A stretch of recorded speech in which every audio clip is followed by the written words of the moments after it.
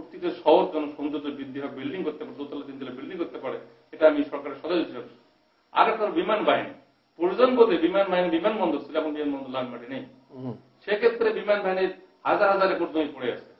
এই জমিগুলো যদি আমরা কৃষককে দিয়ে দিই, তাহলে ব্যবহারে আমাদের কৃষি উৎপন্ন হবে এবং অনেক কৃষক যারা বেকার আছে বেকার সমাধান হবে।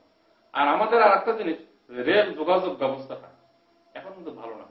রেল যোগাযোগ আরো পরিবর্তন করা হচ্ছে, উন্নতি করা হচ্ছে। এই জায়গায় আমি মিস্টার নজরুল ইসলামের কাছ থেকে একটু শুনতে চাই যে উত্তরাঞ্চল না বাংলাদেশে রেলওয়ে কাঠামো, অবকাঠামোর দিক থেকে কিন্তু ওয়ান অফ দ্য ফাইনেস্ট অবকাঠামো infrastructure we have in the world পার্সপেক্টিভে।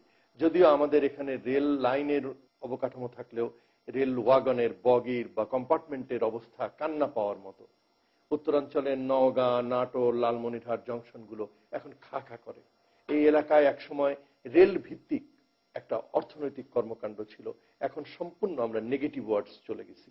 এই জায়গাটায় কি করা যায়? আপনি ঠিকই বলেছেন, কিন্তু বিপুল সম্ভাবনা রেলের। আমি বলি যে উত্তরাঞ্চলের খনিজ সম্পদ যদি আপনি আহরণ শুরু করেন, তাহলে অটোমেটিক্যালি আপনার পোর্টের সঙ্গে যোগাযোগ করতে হবে।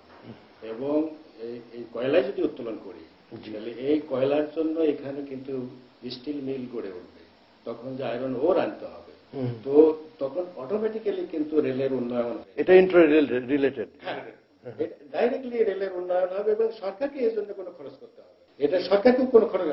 আমি বলছি যে এখন নতুন ধারণা যেটা, যে সরকারকে তার সম্পদ সমাবেশের কোনো প্রয়োজন নেই, সরকারের সাথে সিদ্ধান্ত দরকার এবং খুব কুইক সিদ্ধান্ত। আরেকটা জিনিস দেখতে হবে, এখানে বিদেশি বিনিয়োগের জন্য আমরা দেশে দেশে আমি বিনিয়োগ করেছিলাম, আমি বিভিন্ন দেশে গিয়ে অনুরোধ করেছি বিনিয়োগকারীদের, তোমরা আসো, এখানে একটা ভালো destination.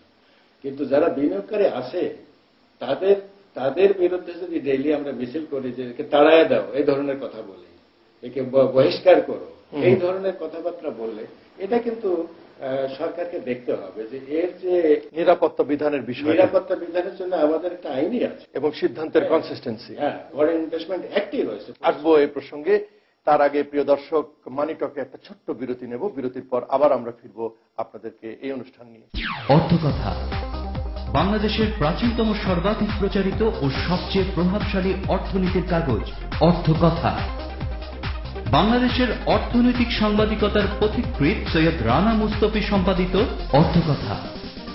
অর্থকথা, the national business magazine of Bangladesh. প্রিয় দর্শক, আপনারা দেখছেন money talk, mister Nazrul Islam NDC.